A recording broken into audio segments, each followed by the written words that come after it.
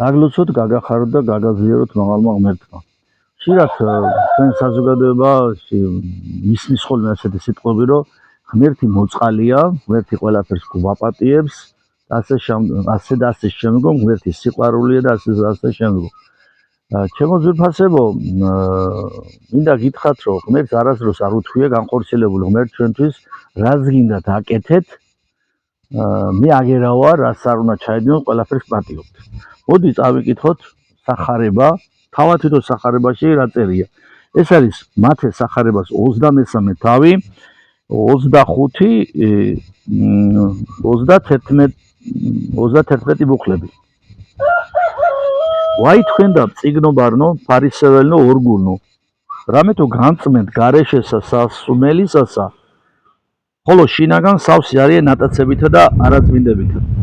ანუ სასმელისო გარედან წმენთო ჭურჭელსო, ხოლო მთლიანათო შიგნიდან კი ჭუჭყით გაქვს სავსეო, სასმელზე ესაუბრება. ვაი თქვენ და წიგნობარნო და ფარისეველნო, ორგულნო, რამე თუ მიმსგავსებული ხართ საფლავთა განგოზილთა. ანუ საფლავებს გავხართო, რომლებიცო გარეშე ჩანაშვენიერო, ანუ გარედან მშვენიერები არიანო, ხოლო შინაგან სავსე არიან ძვალებითა, მკვდართა და ყოვლით არაწმინდებითა. შიგნიდან კარგი უკვე მიცვალებულთა ძვლები და არაწმინდება არისო. ეგრეცა თქვენდა ჩანთ წინაშე კაცთა მართალ, ხოლო შინაგან სავსე ხართ ორგულებითა და უჯლოებითა. ანუ თქვენც ასე ხართო საფლავებითო, გარედანო ადამიანების თვალში ჩანხართო მართლები, ხოლო შინაგანად კი სავსე ხართ ორგულებითა და უჯლოებითაო. ვაი თქვენ და წიგნობარნო და ფარისეველნო, ორგულნო, რამე თუ აშენებთ საფლავთა წინასწარმეტყველთასა და შეამკობთ სამარებსა მართალთასა. ანუ წინასწარმეტყველებების საფლავებს აშენებთო. ანუ ისეთ დიდი ადამიანების, მართალი ადამიანების ზეგლებს დგამთ და ადიდებთ, ოღონ გარდაცვლებისას. ვინაიცა ეწამებით და იტყვით, უკვე თუმცა ვიყვენით დღეთა მათ მამათა ჩვენთა, არამცა ვიყვენით მათთანა ზიარ სისხლსა მას წინასწარმეტყველთასა. და თან ამბობთო, რომ ჩვენ რო ყოფილიყავითო მამა ჩვენების, ანუ ჩვენი წინაპრების ადგილზეო, მათ სისხლში ხელს არ გავისვრიდითო. ამით კი ამბობთ, რომ მკვლელების საომავალი ხართო. აი, რა მინდა რომ გითხრათ, აი საკმარისია უკვე ეს ტექსტის დასაკითხად. სად ჩანს აქ უფლის მოწყალება, სად ჩანს აქ უფლის სიყვარული? მერტი გვეუბნება, რომ გარედან რო იწმინდებით, გარედან რო ჩამხართ ადამიანების თვალში მართალნი, შინაგანად განიწმინდეთ. შინაგანად ნუ გექნებათ ორგულება და მზაკვრება. რა შემთხვევაში არის ღმერთი მოსიყვარულე და რა შემთხვევაში არის ღმერთი მოწყალე? როდესაც ადამიანი შეინანებს უჯოლოებას, როდესაც ადამიანი იწყებს თავის სულიერ კათარზის წვლილებას, სულიერ წვლილებას რო იწყებს, მაშინ მოდის მადლი, ღვთისა მოწყალების მადლი, მაშინ მოდის. სხვა შემთხვევაში ეს არის უკვე ადამიანის არჩევანი, სინანულის გარეშე ცხოვრება, ეს ადამიანის არჩევანია და ღმერთი ჩვენ ზალად არ გვაწყონებს. მე ადამიანის ცხოვრება, ადამიანის გამართლება ღმერთის წინაშე ხდება თავისი უჯლოების, უღმერთობის, ცოდვების შენანების შემთხვევაში. მოდი ახლა პარალელი გავავლოთ, რა ხდება დღეს საზოგადოებაში, რას გულისხმობ და რატო ვწერ ამ ვიდეოს და ისი თქმა მინდა მოკლედ. აი ჩვენ ირგვლივ ხედავთ, რომ კვდება სოფელი. სკოლებში უკვე პირველი კლასელები რაც უბრალოდ რო გადის, უფრო და უფრო ნაკლები რაოდენობის ბავშვები. თან ვიცით, რომ ეს არის სახელმწიფო პოლიტიკა. სახელმწიფო სისტემა არ დამლაშავი ამაში. ამასთან ერთად ვიცით, რომ ქალაქებში როცა წავალთ, ქართულად მოლაპარაკე ადამიანების დანახვა გვიხარია უკვე მეტროებში და გაჩერებებზე. გვიხარია უკვე თუ კი ქართულად მოლაპარაკებს ხედავთ. ამ დროს ვიცით, რომ ხელისუფლება უცხოელი მიგრანტებისთვის ქალაქებს აშენებს. ვიცით ეს, რომ ქართველები გადინება ხდება ქვეყნიდან, ქართველების გენოციდი მიმდინარეობს, ამ დროს ქალაქებში კორპუსები შენდება კატასტროფული სისწრაფით. ვისთვის შენდება ეს კორპუსები? უცხოელებისთვის.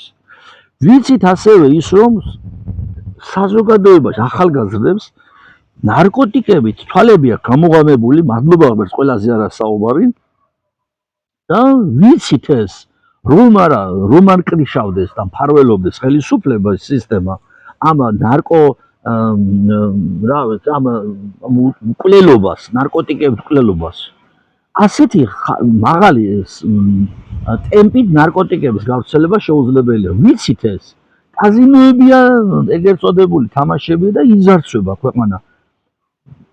შარშან 66 მილიარდიანი ბრუნვა იყო.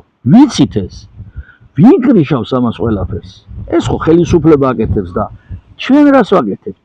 თუ კი ჩვენ ამას არ ვეთანხმებით და ჩვენ არ გვინდა ჩვენიერი სიკვდილი, თუ კი ჩვენ გვინდა ჩვენიერი გამრავლდეს და კი არ გადაშენდეს, თუ კი ეს ქვეყანა, რომელსაც ჩვენ ვთვლით და ნამდვილადაც ასეა, ღვთისმშობლის წირხვედრი ქვეყანა არის, ვუთმობთ იმ ერებს, რომელი ერებიც ტრობენ ისტორიის მანძილზე ჩვენს ქვეყანას. შეგახსენებთ ერთი სერბი მამის სიტყვები, თუ კი ალბანელებიო 7 ბავშვს აჩენენო, ხოლო სერბიო 7 აბორტს იკეთებს, ესე იგი სერბეთის წმინდა მიწაო ალბანელებს უფრო დომებიათო. ჩვენ რა მდგომარეობაში ვართ ქართველები? ოდესაც ჩვენ დაკანონებული აქვს საქართველოში უდანაშაულო შვილ ბავშვთა მკვლელობა და ამაზე რეაგირებაც არ აქვს. ვინა ვართ ჩვენ? ხო, რომელი მიდგომას ვიმსახურებთ ღვთისგან, შეწყალებასა და სიყვარულს, თუ ამ სიტყვებს, რომელსაც თვითონ უფალი ბრძანებს, გავიმეორებ კიდევ ერთხელ. ვაი თქვენ და მწიგნობარონო, ფარისევენო, ორგულნო.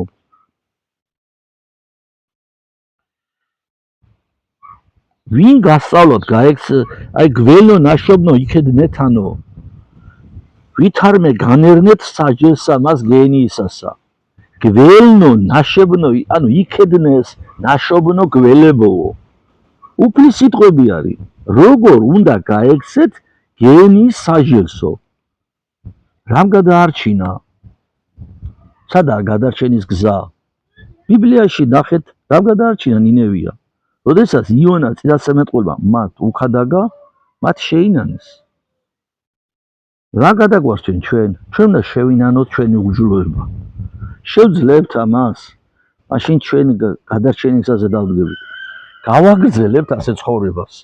მაშინ ჩვენი დაღუპვა გარდაუვალია. ღმერთმა ინებოს, რომ გაგვიჩინოს ღმერთმას სინანული ჩვენი ცოდვების გამო და ღმერთმა ინებოს, რომ ქართველს შეაყვაროს საქართველო და ღმერთმა ინებოს, რომ ქართველიერს გაძლიერებოდეს სახელმწიფოებრივი აზროვნების უნარი. მადლობა ღმერთს ყველაფრისთვის და მადლობა თქვენ მოსმენისთვის.